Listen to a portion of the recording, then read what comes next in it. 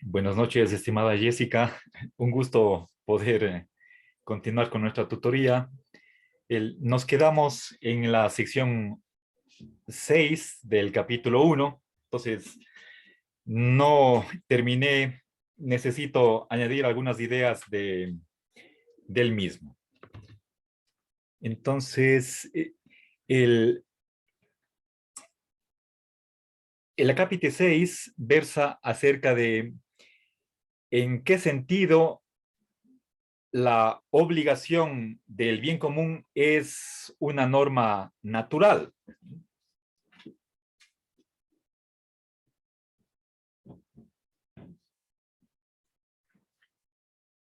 Bien, ahora, antes de continuar, repasemos brevísimamente en qué consiste esa obligación del bien común.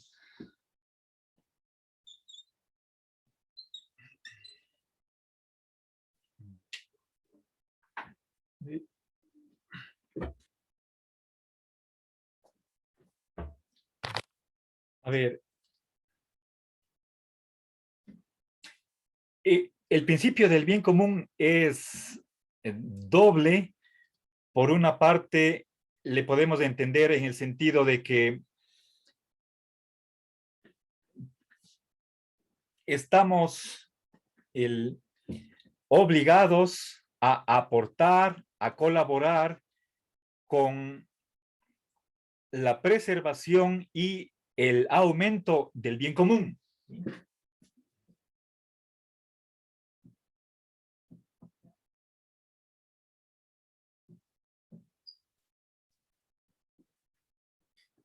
A ver, y esto sirve tanto como para las autoridades, como puede ser el gobernante, o para los legisladores que producen las leyes, o el común de los individuos. Realizar acciones que incrementen el bien que está para todos. Ahora, ¿en qué sentido es eso natural?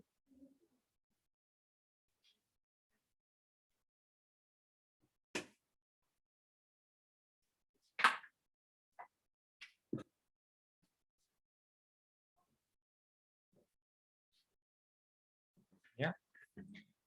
A ver, por una parte, natural significa que está entendido en el sentido opuesto al de que esta obligación es un producto, un resultado de un legislador. O sea, no es que quienes producen las leyes crean esta obligación, sino que anteriormente o independientemente del decreto de una autoridad o del poder público, esa obligación tiene vigencia jurídica. ¿De dónde nace? Simplemente de la naturaleza. De la naturaleza de la socialidad, podemos decir, de los miembros de una comunidad.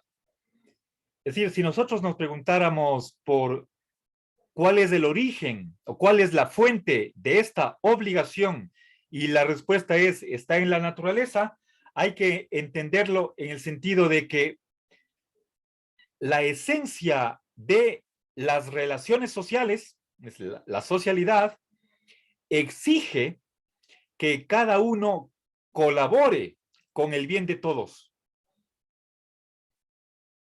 No por una voluntad unánime, por consenso, porque ese sea nuestro deseo, porque nos hayamos puesto de acuerdo, sino que es, podemos decir, un instinto, una exigencia de la naturaleza de la sociedad.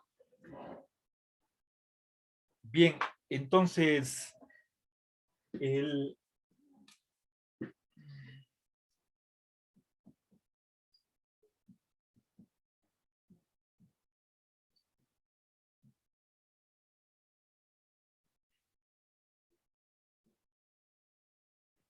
¿ya? A ver, el hecho de que convivamos juntos, no simplemente el uno al lado del otro, como yuxtapuestos, como si fuéramos unas tejas, unas al lado del otro, de la otra, sino que tenemos que cooperar, hacer crecer el bien común, eso para el bien de todos. ¿Y eso por qué? Nuevamente, no es porque nos hayamos propuesto eso, sino que tenemos un instinto social y eso es algo natural, no solamente en los seres humanos, sino en cualquier sociedad. Entonces, la naturalidad de esta obligación del bien común está enfatizando ese hecho de que esta obligación, que es el pilar central, pilar central o la columna vertebral del ordenamiento jurídico, no depende de una voluntad de nadie, ni individual ni colectiva. Y por lo tanto, simplemente a nosotros nos toca descubrirla. Está en la naturaleza. A ver, en esta sección 1.6, Lorenzo menciona a Ulpiano, ¿sí?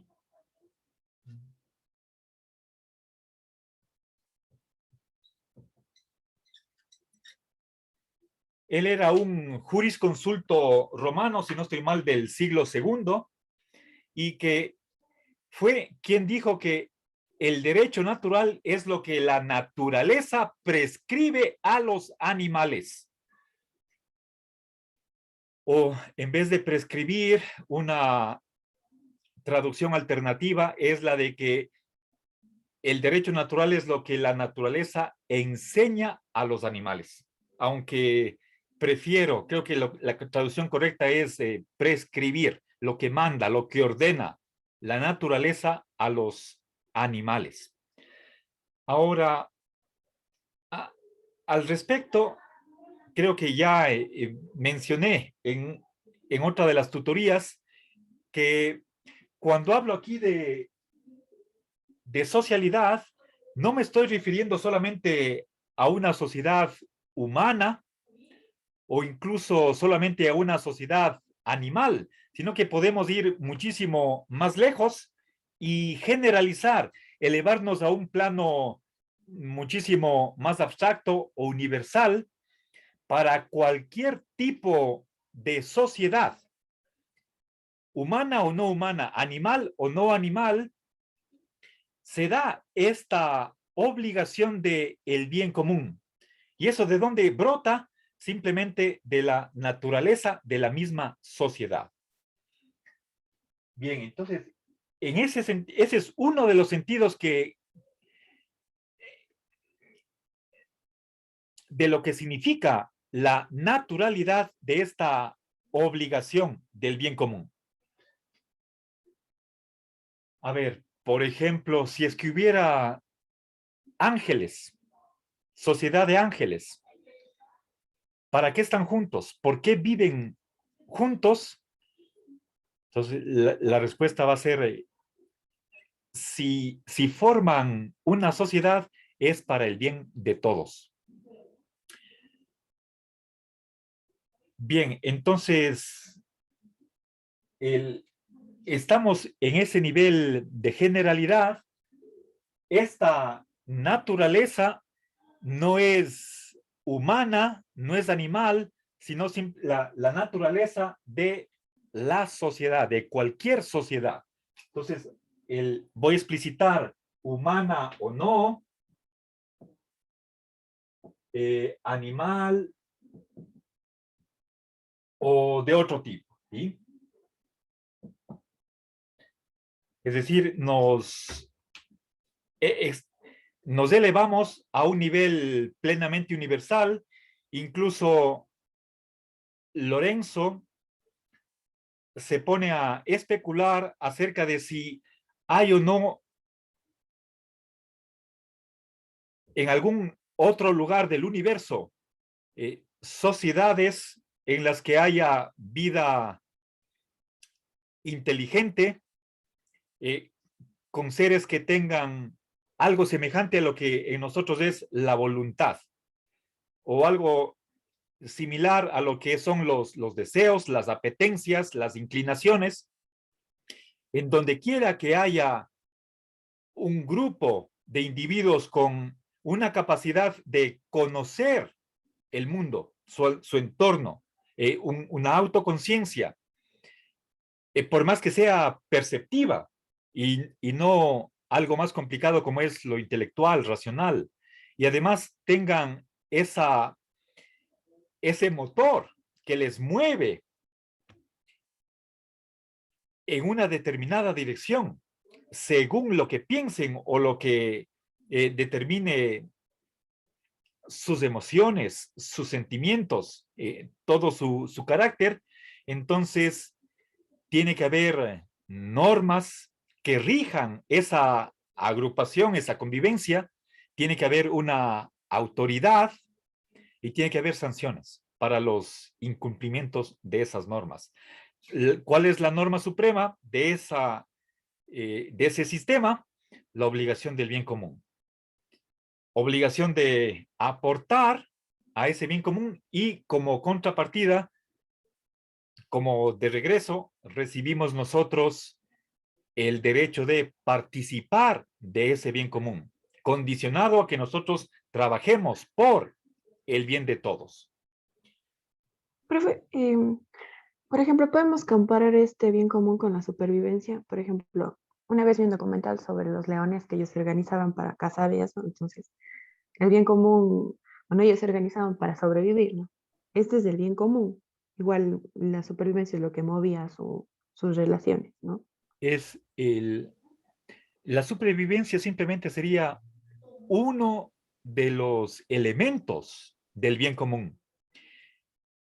Bentham, Jeremy Bentham, uno de los fundadores del... perdón, un ratito.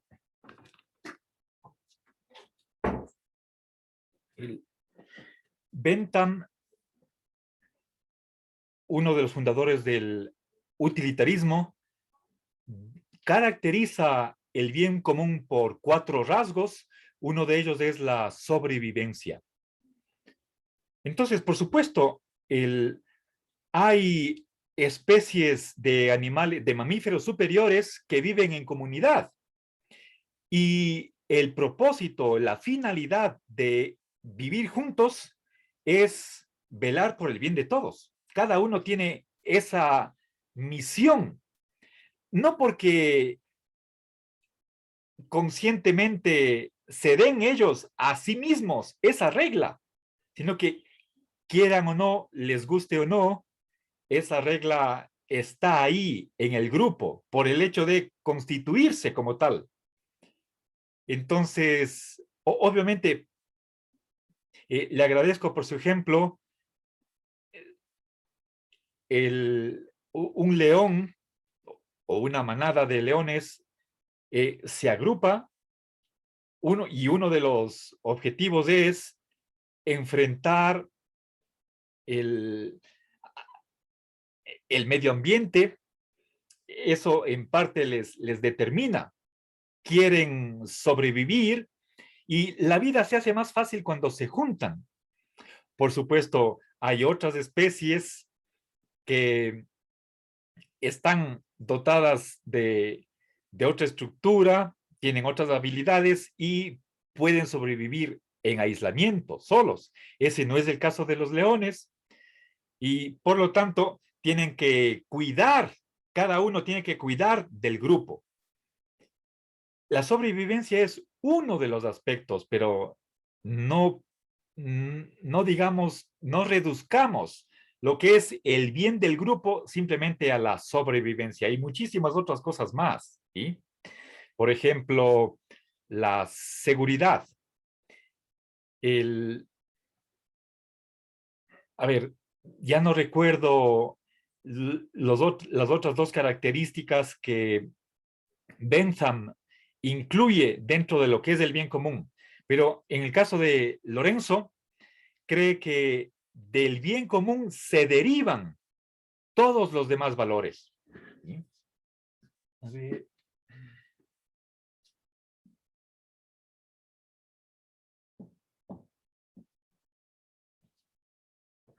Pero hablando de los valores jurídicos, por ejemplo, principalmente libertad, igualdad, justicia.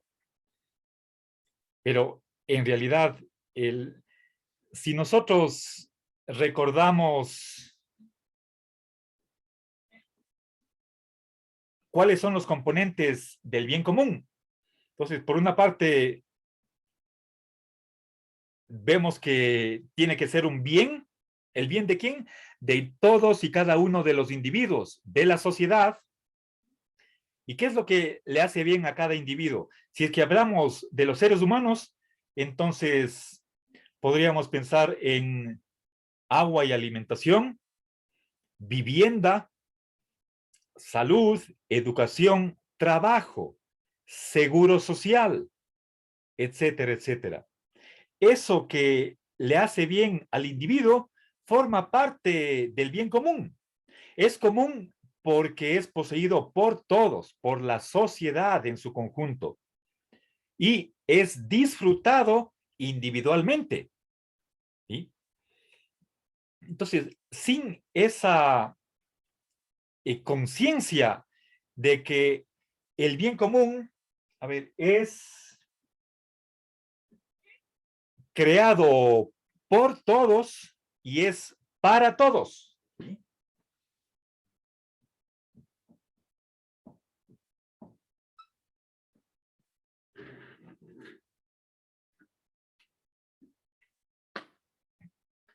Entonces, si es que es creado por todos, justamente eso es a lo que estamos obligados. Y si es para todos, eso es el reverso, la otra cara de la medalla, a la vez que nosotros nos esforzamos, nos sacrificamos para engrandecer ese bien que ponemos a disposición de todos con nuestro trabajo, con nuestra ocupación, a la vez adquirimos el derecho de recibir algo. Entonces es para nosotros mismos. Ahora, ese bien común que es producido por la sociedad en su conjunto, de ahí, según Lorenzo, se originan todos los otros valores. Entonces, para que el hecho de que haya bien común permite la existencia de los demás valores, como puede ser la verdad, el conocimiento, la misma vida, el amor, la compasión, la hermandad, bueno, o fraternidad, etcétera, etcétera. Bien. Ahora, pero recuerde que la filosofía del derecho que elabora Lorenzo trata de ser lo más universal posible. Es decir, quiere rebasar los límites de simplemente un derecho humano, amplía ese círculo hacia el resto de especies animales y no solamente a las especies de mamíferos superiores, como podrían ser los simios, sino incluso con especies que están más alejadas de nosotros, como pueden ser, por ejemplo, los insectos, las arañas, las hormigas, las abejas, los pulpos. Y incluso va más allá hacia sociedades de no animales. Si es que existen seres espirituales, eso podríamos discutir, cuestión de metafísica, entonces también una sociedad de espíritus debería tener la obligación del bien común. ¿Sí?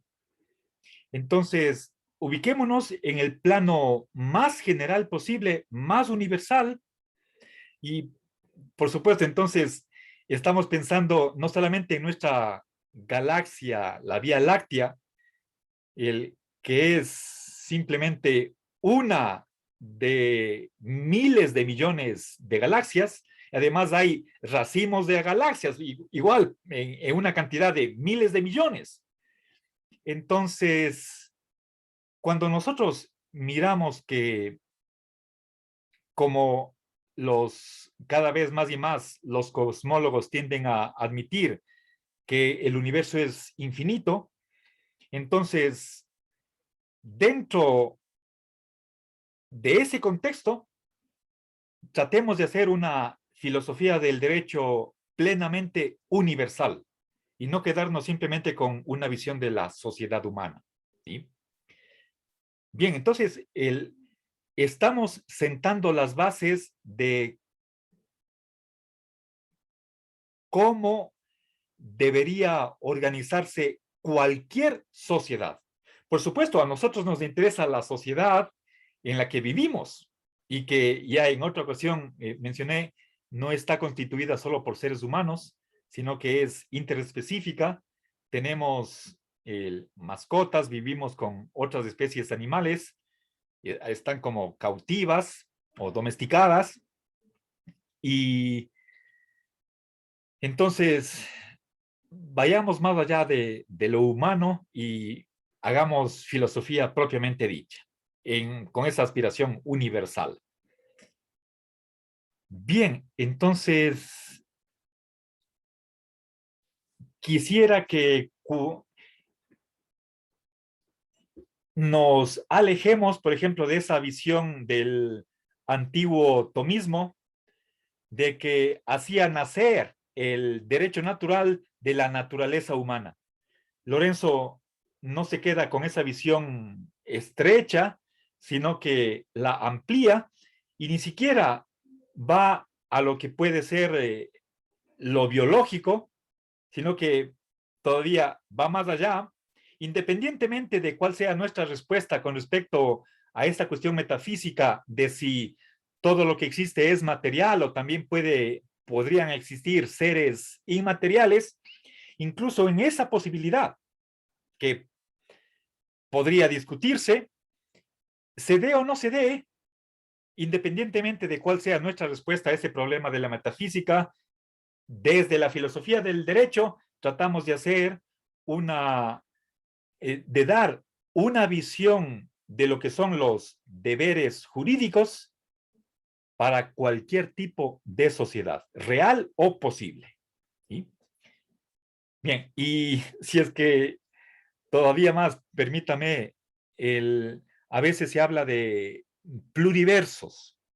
Si el nuestro es simplemente uno entre muchos universos, pues también para los otros universos que se pueden suceder o que existen paralelamente en distintas dimensiones, también para esas sociedades que puedan existir en esos otros pluriversos, igual valdría lo que estamos tratando de sentar. ¿Sí? Por supuesto, esto va más allá de lo que decía Ulpiano, o también hay otro autor que menciona precisamente aquí en esta sección 1.6, el Santi Romano, con su teoría del institucionismo.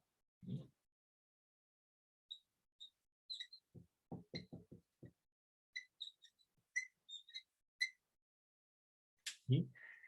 Este jurista que escribió un libro sobre el ordenamiento jurídico, si no estoy mal, a inicios de la Primera Guerra Mundial, concluye que toda organización social, y él también tiene esta mentalidad de que no solamente en sociedades humanas, sino en la de cualquier tipo, para que haya una organización social, tiene que haber normas, tiene que haber autoridades y sanciones. Por supuesto, un personal que esté encargado de que se cumplan esas sanciones y restablecer el orden. ¿Sí? Entonces, eso es natural. Y entonces, es la visión contraria de el positivismo, que podríamos resumir en lo siguiente, ¿sí?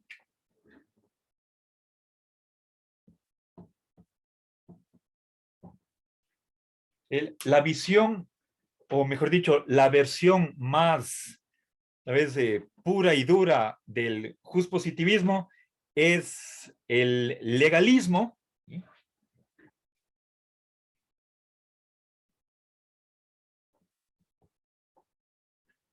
Es decir, aquella tesis de creer que la existencia de una ley requiere la de un legislador.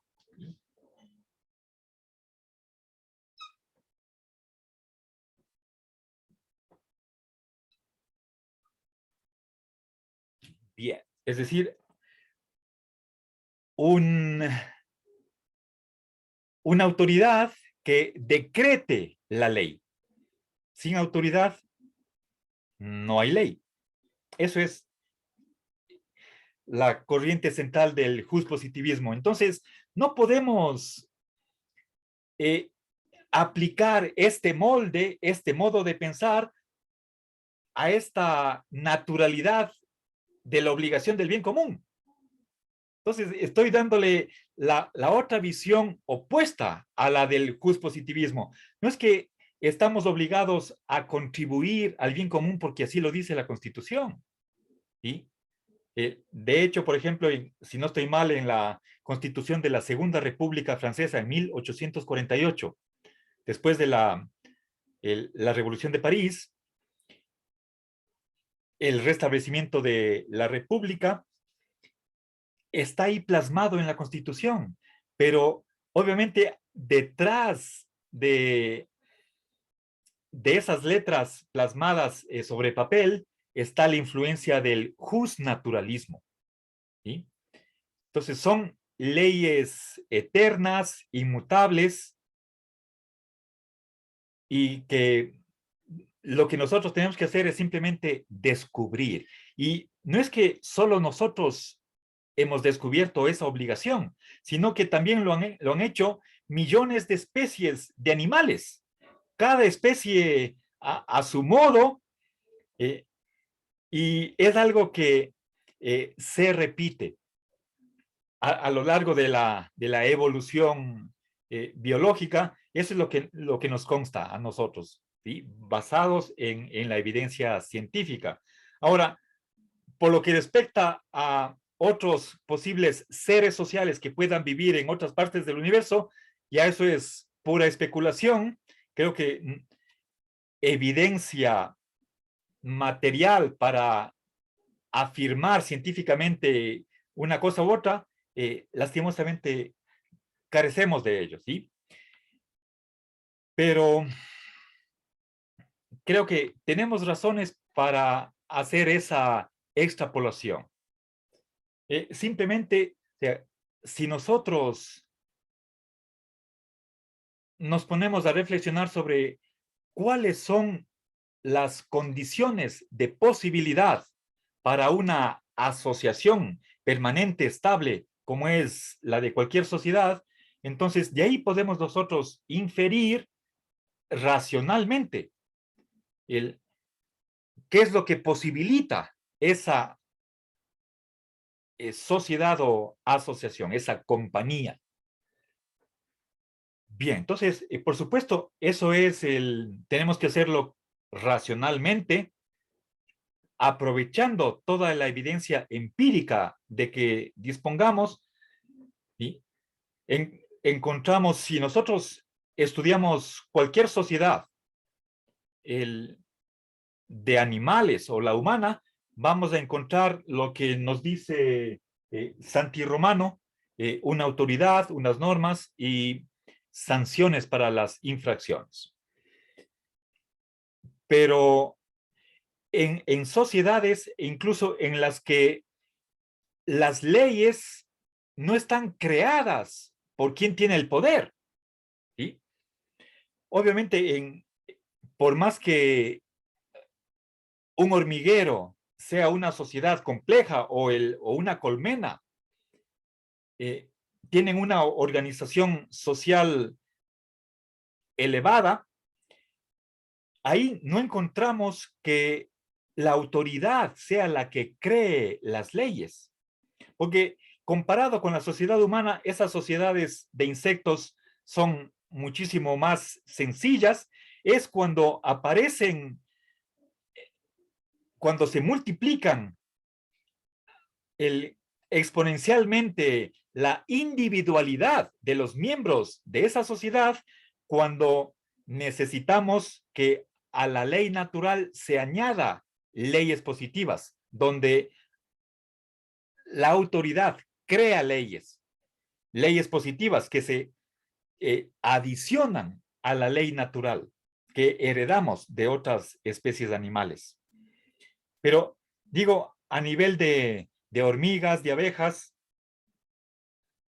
la autoridad no crea la ley. Se mueven simplemente a nivel regidos por una ley natural. La ley positiva ya es de sociedades mucho más organizadas, pueden decir, más elevadas, más complejas en última instancia. Bueno, entonces creo que está comprendido este sentido de naturalidad, de la obligación del bien común.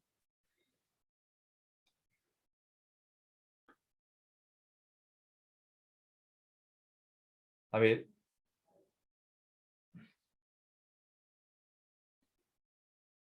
Pasemos a la sección 1.7 y añadamos algunas otras ideas.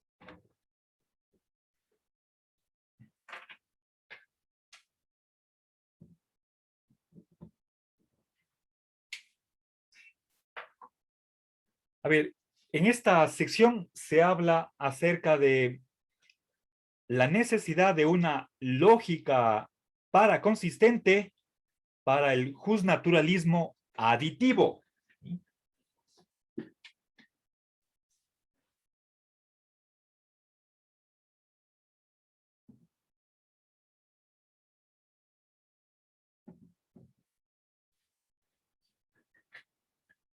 Voy a explicar aquí la distinción entre dos tipos de naturalismos.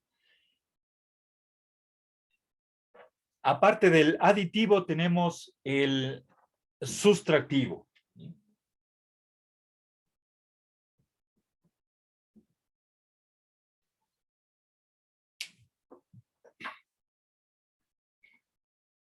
A ver, lo de aditivo viene obviamente de adición, ¿sí? El justnaturalismo aditivo es aquel que al derecho positivo le añade el derecho natural, ¿sí?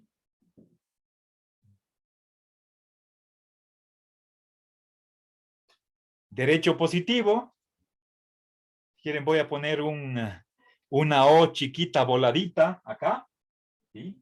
Es positivo, y al cual le sumamos el derecho natural, ¿sí? Esta obligación del bien común pertenece al derecho natural. Puede ser que en ninguna parte de la Constitución esté esta obligación, pero a decir verdad, yo le mencioné, si no estoy mal recordado, en el preámbulo de la Constitución de 1848 de la Segunda República Francesa, se dice que todos están obligados a contribuir al bien común, ¿sí? No, no creo que sea que esa obligación esté en un articulado, sino en el preámbulo. En nuestra Constitución, hay, si no estoy mal, es la parte 2, sobre los derechos del buen vivir. Hay una sección, creo que es la última, si no estoy mal, es la 9ª, sobre los deberes de los ecuatorianos. Son como unos 30. Uno de ellos habla también de contribuir al bien común. Esto está en la Constitución ecuatoriana del 2008. Pero aún así no estuviere en la Constitución, el lugar apropiado de esa obligación es el derecho natural, no el derecho positivo. ¿Sí? Ahora, ¿qué pasa con el derecho sustractivo? ¿Cuál es la diferencia? A ver,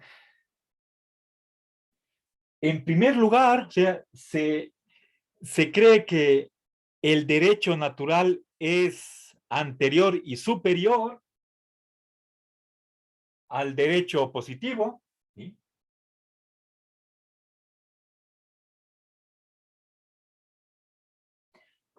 Y puede ser,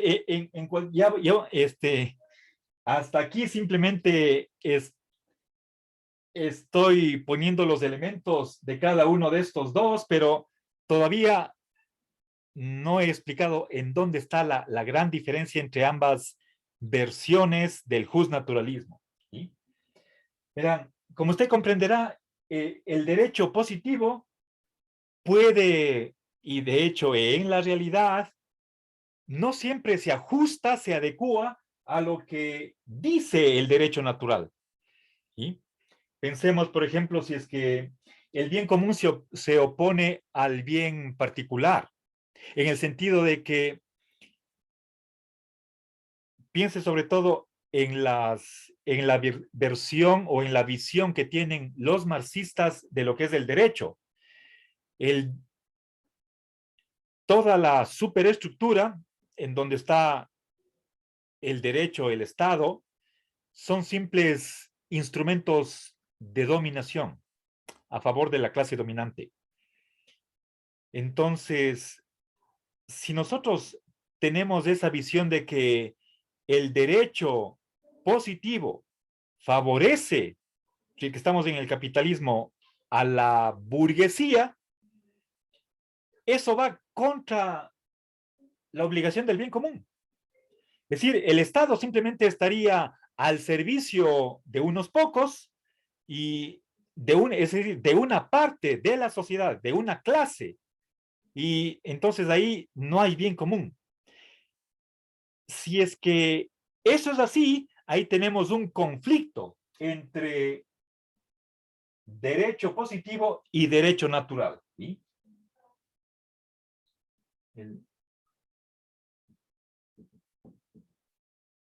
Recuerde, creo que en el prólogo, o era ya no recuerdo, en una de las páginas introductorias del texto, veíamos que una cosa es la esencia del derecho, otra cosa su existencia.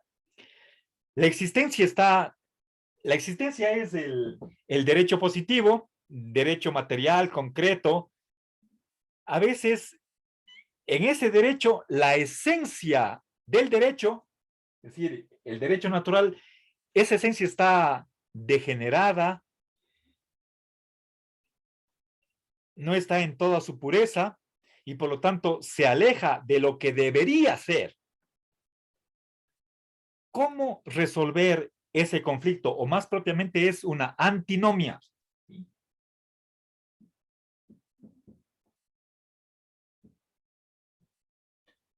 Es decir, un choque de leyes. Y aquí viene la diferencia entre estos dos tipos de justnaturalismo. Según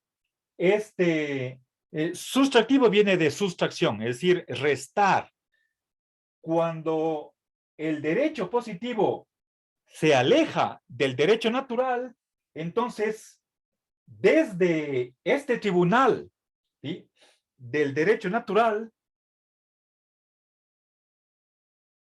se exige que se elimine, que se ponga de lado aquella pieza, aquel elemento del derecho positivo que está en contra del derecho natural. ¿Sí? Entonces, el derecho natural mandaría que se borre, se suprima o se corrija, se modifique todo lo que esté dentro del derecho positivo que no se acomode a lo que manda el derecho natural. Ese es derecho sustractivo, es decir, purificar, depurar el derecho positivo para que haya una conciliación entre ambos. eso no hace el derecho aditivo, ¿sí? Es decir, según esta primera visión, el derecho natural no va a servir como una especie de filtro o de tamiz para seleccionar solamente lo correcto y dejar de lado lo que no debería suceder. Simplemente la antinomia queda aquí coexistiendo y se espera que como este derecho natural es eterno e inmutable, a la larga, si es que se va a resolver esta antinomia, es por cambio de el derecho positivo, pero no como una exigencia urgente, imperativa del derecho natural, sino como el, la evolución del curso natural de las cosas.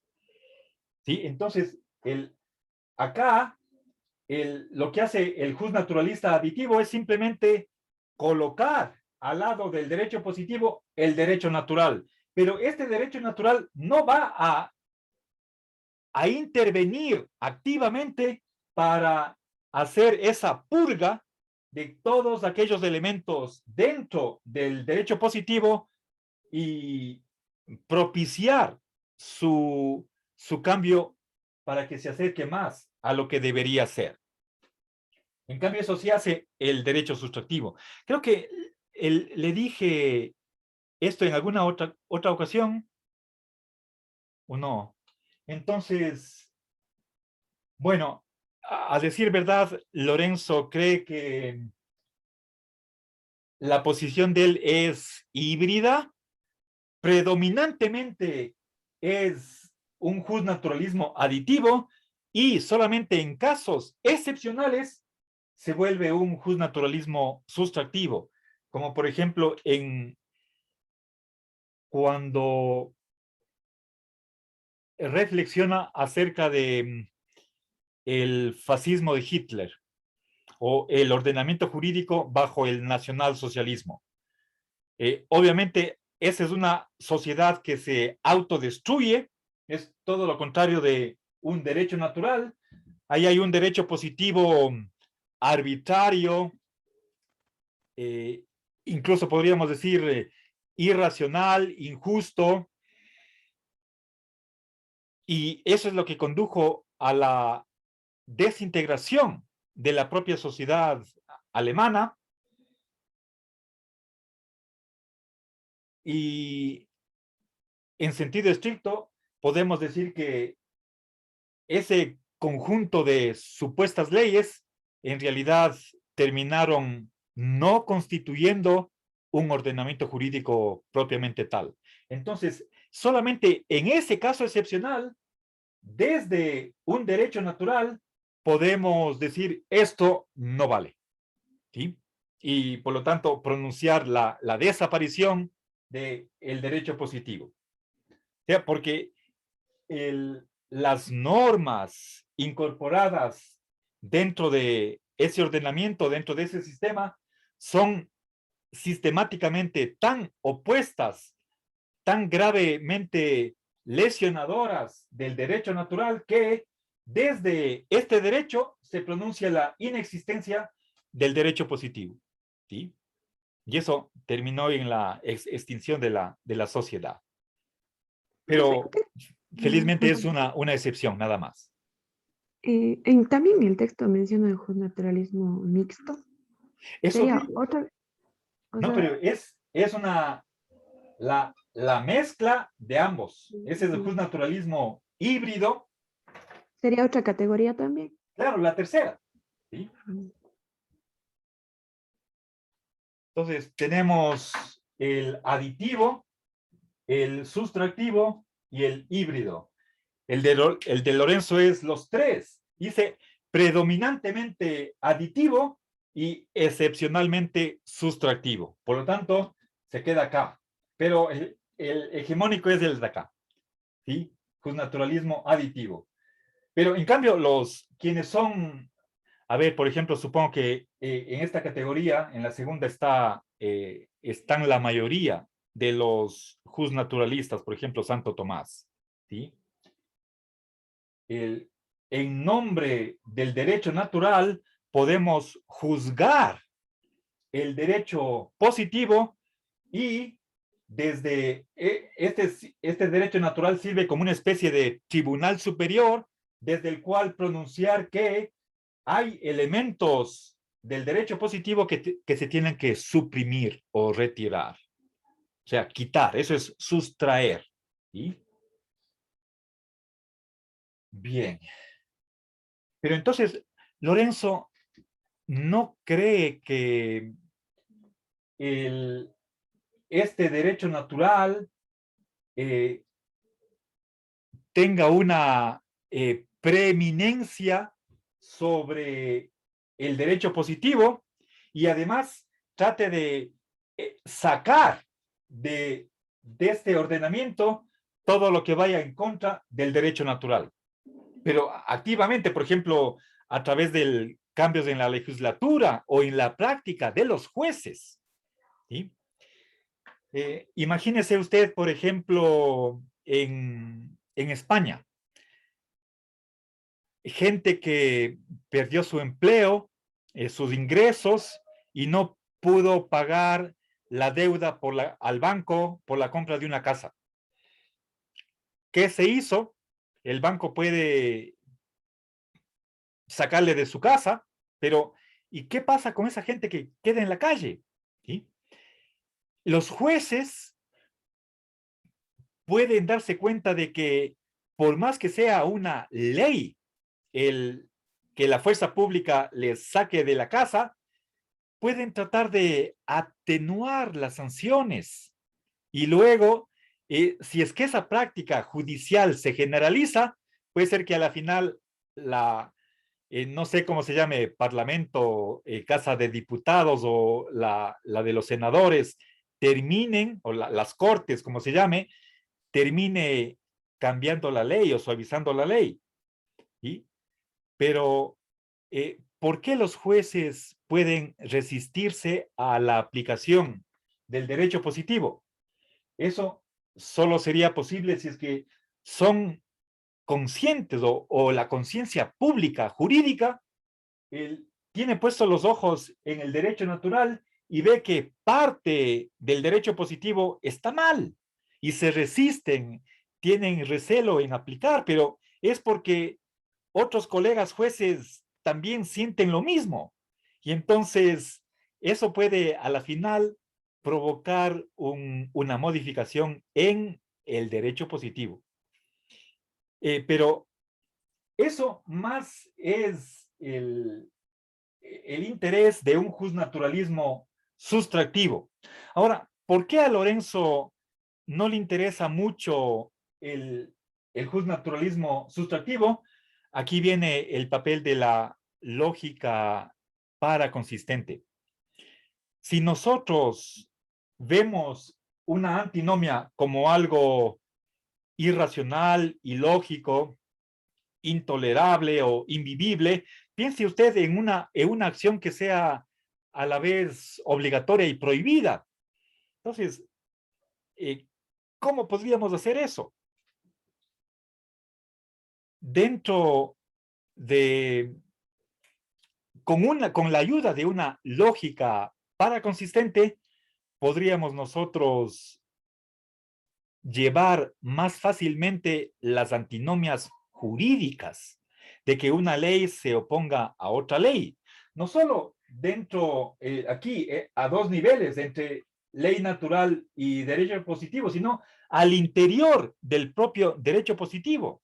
¿Sí? Piense usted, por ejemplo, una ley ordinaria que vaya en contra de la Constitución o un conflicto entre dos leyes ordinarias o entre una ley orgánica y otra ley, a ver, la orgánica y la ordinaria, o entre un reglamento y una ley, o en una misma ley, en un mismo reglamento. En un artículo se dice una cosa, en otro. Bueno, es raro, pero el propio ordenamiento jurídico positivo contiene reglas para tratar de resolver esas antinomias, aunque no siempre es una tarea sencilla. Por ejemplo, se dice que la ley específica prevalece sobre la ley general, la ley nueva prevalece sobre la ley más antigua. Bueno, ahí usted tiene por lo menos unos dos criterios para ver a qué deberíamos atenernos. Pero por más que se reconozca que hay conflictos entre leyes, si nosotros no disponemos de una lógica que admita la contradicción, entonces vamos a tener una necesidad mucho mayor de tratar de eliminar todas esas antinomias. Con una lógica para consistente se disminuye, se rebaja esa urgencia de eliminar la antinomia. Podemos tranquilamente vivir con antinomias, pero obviamente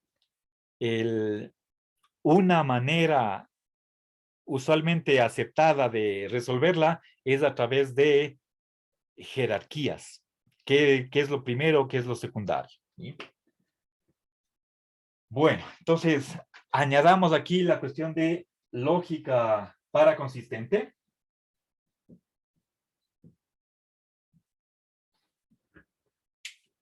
A ver, Lorenzo no es el único que admite una lógica jurídica para consistente.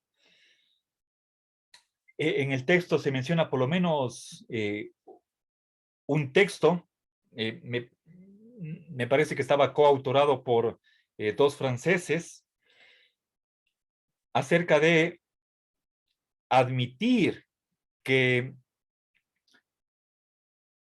la lógica jurídica que tienen que utilizar los operadores jurídicos, es decir, el juez, el legislador, el registrador de la propiedad, el notario, el fiscal, todos los abogados, tienen que razonar y con una lógica que no excluya toda contradicción como irracional, sin sentido, sino que amplíen sus reglas de inferencia, sus principios lógicos, como para acoger dentro de su interior esta realidad de que una ley choca contra otra. No ya a nivel positivo y natural, sino dentro del mismo ordenamiento jurídico que depende, que es fruto de la autoridad. Bueno, y lógicas jurídicas, bueno, en general la lógica preconsistente es recién un invento de prácticamente la segunda mitad del siglo XX, es decir, no más de hace unos 70 años. Por lo tanto, ahí estamos en relativamente a inicios de una revolución lógica. Pero la lógica deóntica estándar no es paraconsistente, es una lógica clásica y además que sigue los modelos de la lógica modal. Bueno, eso veremos en el capítulo 2, ¿sí? No, estamos recién tratando de terminar el capítulo 1.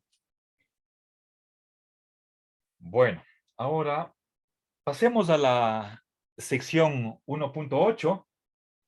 Dice, el principio nomológico de razón es suficiente. A ver, bueno, aquí prácticamente no tengo alguna idea que juzgue yo es importante como las que hemos visto. No quiero minimizar, pero la cuestión es que no podemos cubrir todo, sino solamente lo principal.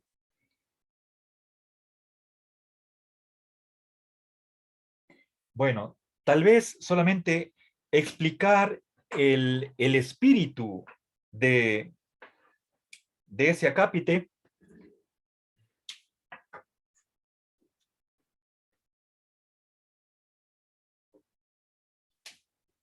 A ver, para que usted capte por dónde van dirigidos los tiros, como se dice, ¿sí? Principio nomológico de razón suficiente.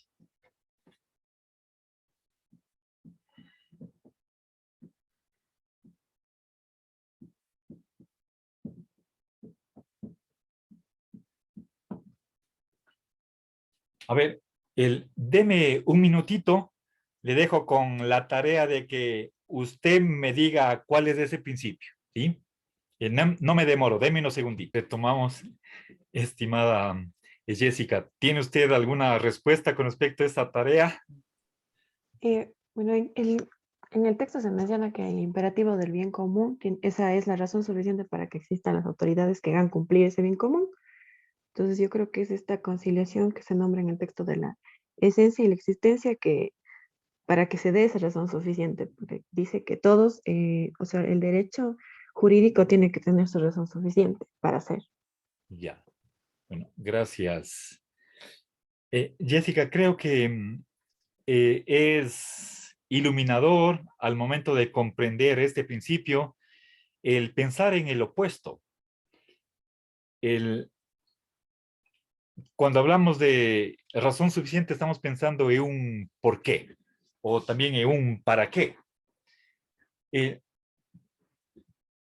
a ver, pensemos en el legislador y en el juez, ¿sí? A ver.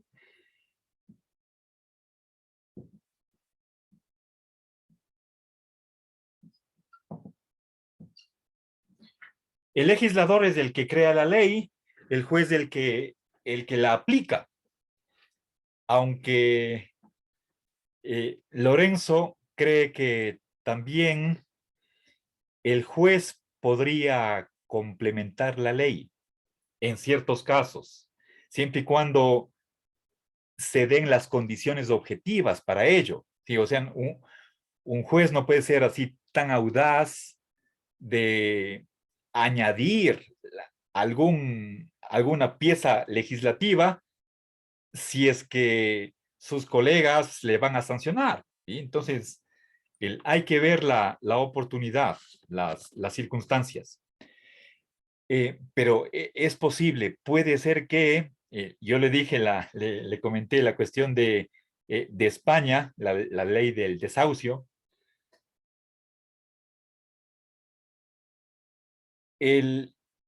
Ambos operadores jurídicos, tanto al crear la ley como al aplicarla, tienen que motivar la creación de las leyes o la aplicación. Esa motivación se está oponiendo a la arbitrariedad. Pensemos qué sucedía en tiempos de monarquías absolutas, cuando bajo la misma persona estaba el poder ejecutivo, el legislativo y el judicial. Puede ser que cuando no hay una norma que esté por encima del monarca, poniéndole límites y que por lo tanto puede abusar, es simplemente cuestión de su antojo, es su capricho. Precisamente el, el principio de razón suficiente está diciendo que los legisladores, al crear una ley, tienen que motivarla. Por lo tanto, siempre al comienzo hay varios considerandos que precisamente sirven de justificación de lo que van a crear a continuación, inmediatamente a continuación. ¿Sí? Esa serie de considerandos puede ser una página, dos páginas, y después sí, se resuelve crear la ley y empieza artículo 1. Pero antes de eso hay una contextualización en la que se dice por qué es necesaria esa ley.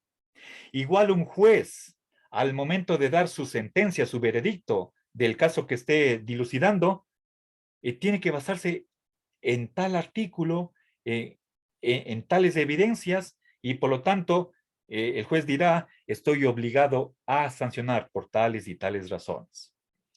Eso es lo que tienen que hacer los legisladores, los jueces, al momento de estar o creando o aplicando la ley, tiene que haber un porqué. Y eso también podría entenderse en el sentido de un para qué. ¿Sí? ¿Sí? Entender la ley como un instrumento, un medio para algo. ¿Cuál es la finalidad de las leyes? Y ahí vamos a nuevamente terminar con el bien común.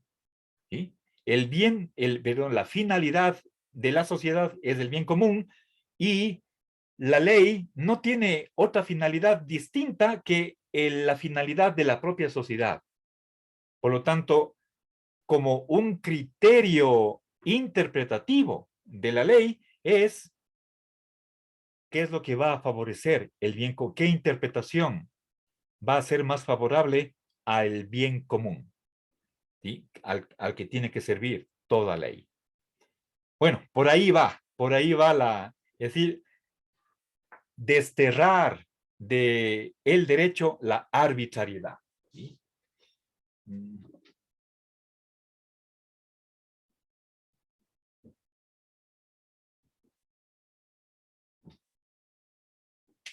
Sí, por eso es necesario la argumentación jurídica. Es decir, si es que lo ideal sería que un abogado, un juez, pueda poder razonar, es decir, de tales premisas, premisa 1, premisa 2, premisa N, con la regla de inferencia tal y cual, deduzco esta conclusión. Si es que no podemos hacer eso, por lo menos acercarnos lo más posible a esa meta. ¿Sí? Entonces, una cosa es razonar en sentido estricto y otra cosa es simplemente argumentar, que es algo mucho más laxo, más amplio, más flexible, pero por lo menos hacer ver que es algo que se necesita, algo que tiene visos de plausibilidad, que se acerca a los valores nomológicos, etcétera. Bueno, y con esto acabaríamos la tutoría de hoy noche, estimada Jessica. ¿Sí? Y de aquí nos veríamos el